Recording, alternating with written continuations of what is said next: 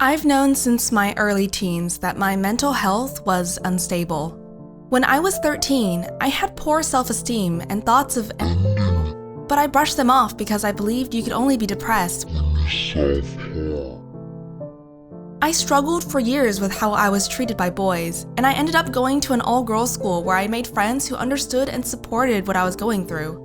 I had an addictive personality and spent far too much of my time playing video games and on the internet. I was young, impressionable, and, unfortunately, a person who got walked all over far too easily. When I was 16, my parents split and I spiraled into a depression. I was on student exchange at the time, living overseas with a host family, and I felt so alone and confused. How had this happened? And why? I came out of my spiral for a few months when my host sister and her friends intervened, but eventually it became too much, and I returned to my home country diagnosed with severe anxiety.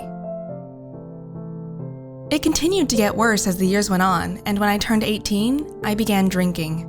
It wasn't all the time, just every other weekend or so with my friends, where mostly we'd party at one girl's house and get really drunk.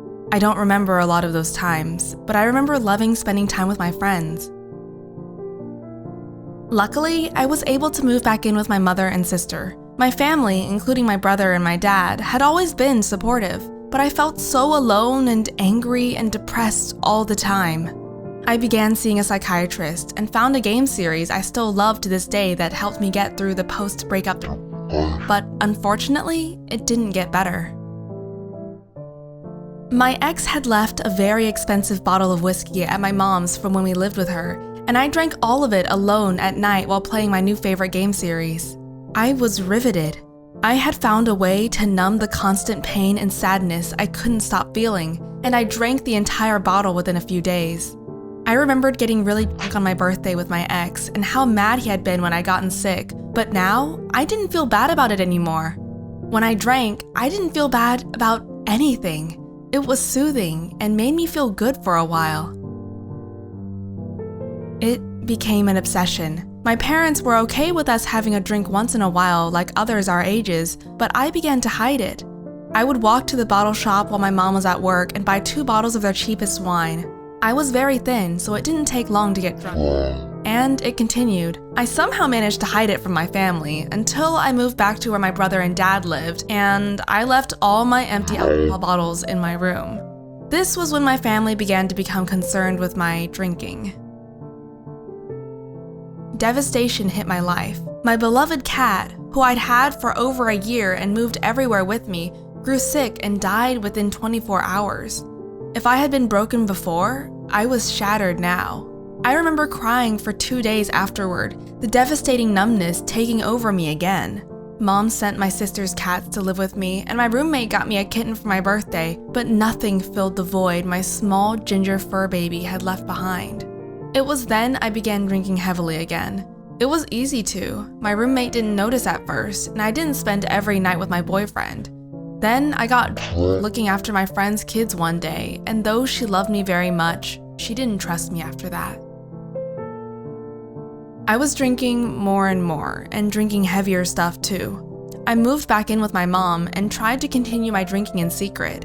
It was overcoming me. I was completely absorbed by it. Almost every waking minute was filled with the thought of the next drink, and it damaged my relationship with my family, my friends, and my boyfriend. Eventually, I broke it off with him after he confessed to no longer being happy, and my drinking continued. I never remembered anything I did when I drank. Sometimes I would wake up in strange guys' houses confused as to how I got there and why I had slept with them. I was becoming aggressive and scary, and too many people were afraid to interact with me. I began to grow scared of losing my family and of losing my health, so I began to do research into rehab facilities. I found one that had really great reviews, and though it took a few months, I managed to get admitted and attended rehab 6 months before my 23rd birthday. It was here I began to feel safe, to feel understood and listened to, and where I began to find myself again. I met people who were going through similar struggles, and I was finally diagnosed with major depressive disorder after I learned to manage and cope with my crippling anxiety. However, I relapsed when I completed my time there. I relapsed so badly, and I began to hide my drinking again, and again found myself in weird situations without remembering how I got there. My family intervened, and I was sent back to rehab again. I went to a different one. They ran things differently. There were different people, and I began to spiral again. I rejected all the help being offered to me, and I began craving drinking really badly. It got so bad that I snuck 2 bottles of vodka in and managed to drink one before the supervisor caught on and breathalyzed me. I had to be sent home, but instead I went to my friend's place where I stayed and continued to drink until I was able to be admitted again. Upon writing this, it's the day before I am to be readmitted again.